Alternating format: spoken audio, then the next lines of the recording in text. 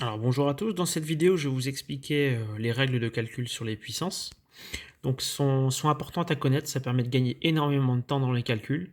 Mieux vous allez les connaître et plus vous serez efficace dans vos calculs, surtout en troisième et au lycée. Donc la première règle, on l'utilise quand on a en fait deux puissances d'un même nombre. Donc là on a une puissance de 2 et une autre puissance de 2. Donc on a le même nombre avec deux exposants différents ou non en fait. Alors je vais essayer donc de vous la faire comprendre. Quand on prend 2 exposants 3, en fait, c'est pour remplacer le calcul 2 fois 2 fois 2. On a ici le facteur 2 qui apparaît 3 fois. On multiplie par 2 exposant 4, c'est-à-dire par 2 fois 2 fois 2 fois 2. Le facteur 2 apparaît donc 4 fois. Comme on n'a que le facteur 2, il apparaît ici 3 fois et là 4. On a donc un groupe de 7 facteurs 2. Le 7, on le trouve comment? En faisant 3 plus 4. Donc ici, ça correspond à 2 exposants 7. Et je répète que le 7, en fait, on le trouve en additionnant les exposants. Donc en gros, quand vous multipliez deux puissances d'un même nombre, il suffit de recopier le nombre et d'aller ajouter les exposants. C'est également valable si les nombres sont négatifs, mais vous verrez ça en troisième. Voilà. Pour le deuxième exemple, donc ça, ce sont les valeurs qui sont dans votre cahier de cours. 3 exposant 7 sur 3 exposant 2, donc c'est quand on a un quotient de deux puissances d'un même nombre, ici une puissance de 3 et une autre puissance de 3. En quatrième, l'exposant du haut est forcément plus grand que l'exposant du bas. En troisième, on a tous les cas possibles. Donc on va essayer de comprendre ce qui se passe. Au numérateur 3 exposant 7, on a le facteur 3 qui apparaît 7 fois. 1, 2, 3, 4, 5, 6, 7. Et au dénominateur, il apparaît 2 fois. On pourrait donc avoir l'excellente idée de simplifier. Un 3 au dénominateur, un 3 au numérateur, un 3 au dénominateur, un 3 au numérateur. Voilà. Et vous pouvez voir qu'il vous reste un groupe de 5 facteurs 3, c'est-à-dire 3 exposants 5. Voilà, le 5, comment est-ce qu'on peut le trouver par rapport aux exposants de départ? Eh bien c'est simple, il suffit de faire l'exposant du haut moins l'exposant du bas. Attention, je n'ai pas dit le plus grand moins le plus petit. Hein. En quatrième, c'est un peu équivalent. Mais retenez bien l'exposant du haut moins l'exposant du bas. En troisième, il va arriver que l'exposant du bas soit plus grand que l'exposant du haut. Mais on fait tout le temps l'exposant du haut moins l'exposant du bas. Voilà. Alors, ces étapes ici intermédiaires sont amenées à disparaître. Hein. Vous, ensuite, vous passerez directement de là à là. Pareil, directement de là à là.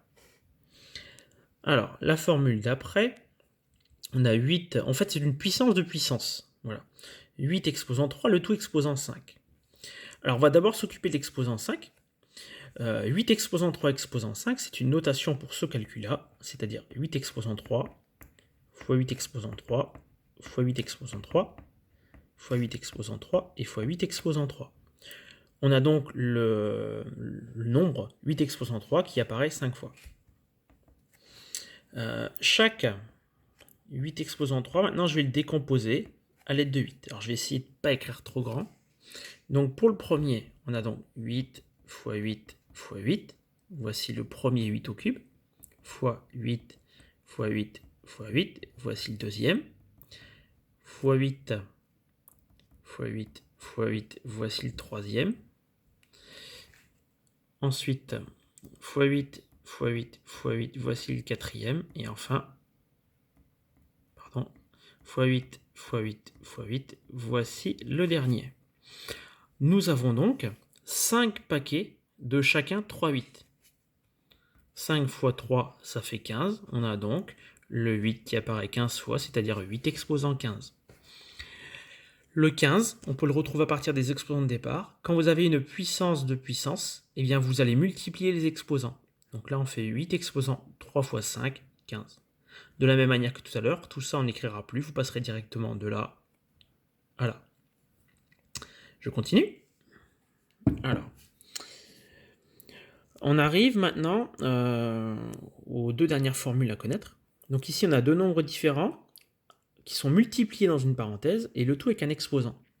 Alors, on va essayer de comprendre ce qui se passe. 2 fois 3 exposant 4, c'est 2 fois 3 fois 2 fois 3 fois 2 fois 3 et x2 x3. Vous voyez que le calcul 2 x 3, il apparaît 4 fois, comme l'indique l'exposant.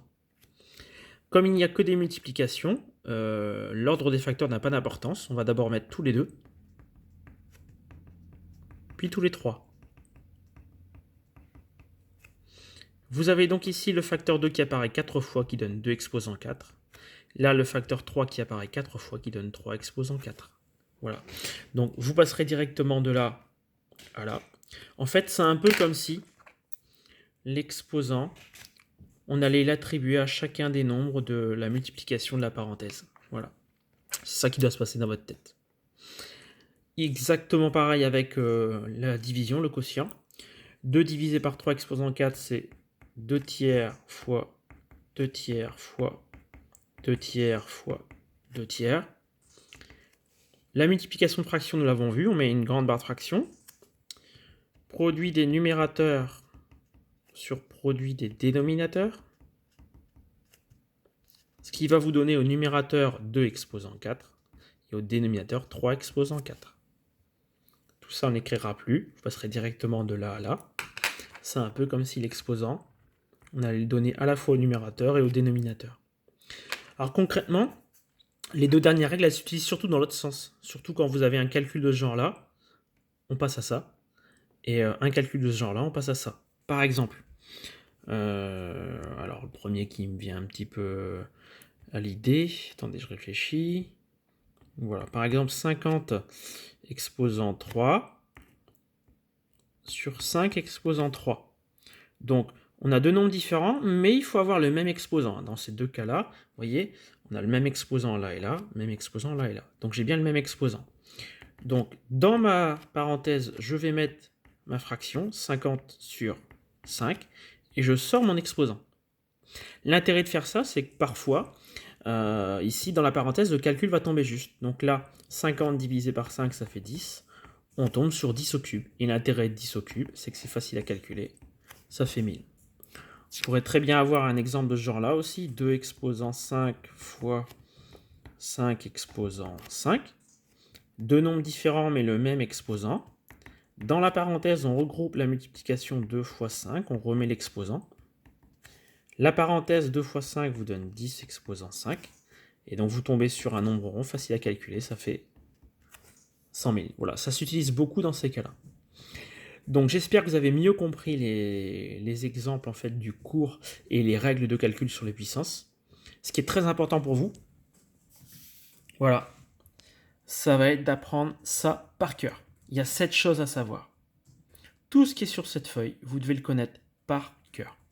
Donc les deux premières choses, ce sont des bases. Un nombre exposant 0, ça fait 1, quel que soit le nombre, sauf pour a égale 0 qui n'est pas défini. Ensuite, un nombre exposant 1, ça fait le même nombre. Et puis après, vous retrouvez les 5 règles que je viens de vous réexpliquer qui sont dans votre cahier de cours. Je vous dis à connaître par cœur sur le bout de l'extrémité des ongles. Vous ne pouvez pas hésiter sur ces formules-là. Voilà. Alors, pour terminer cette vidéo, toujours une petite blague. Alors, c'est un cow-boy. C'est un cow-boy, il est énorme. Vraiment, il est carré, quoi. Et il est en train de boire tout seul au bar d'un saloon. Il finit son verre, il paye, et il sort. Puis 30 secondes après, il revient. Et il fait « Qui c'est qui a volé mon cheval ?» Là, silence de mort, personne répond. « Très bien, je vais attendre 5 minutes au bar. Et si dans les 5 minutes, mon cheval n'est pas là, je vais faire comme à Carson City. » Il s'installe sur un tabouret. Voilà. Puis au bout de 5 minutes, il se lève. Il marche tout doucement. Il sort, et là, son cheval est là. Tout le monde respire dans le bar, ils sont soulagés, ils avaient peur vraiment qu'il fasse un tatouage pas possible. Et là, il y a un vieux cow-boy qui l'a suivi, qui lui demande « Mais qu'est-ce que vous avez fait à Carson City ?»« Oh, bah, je suis rentré chez vous à pied. » Voilà, bonne journée.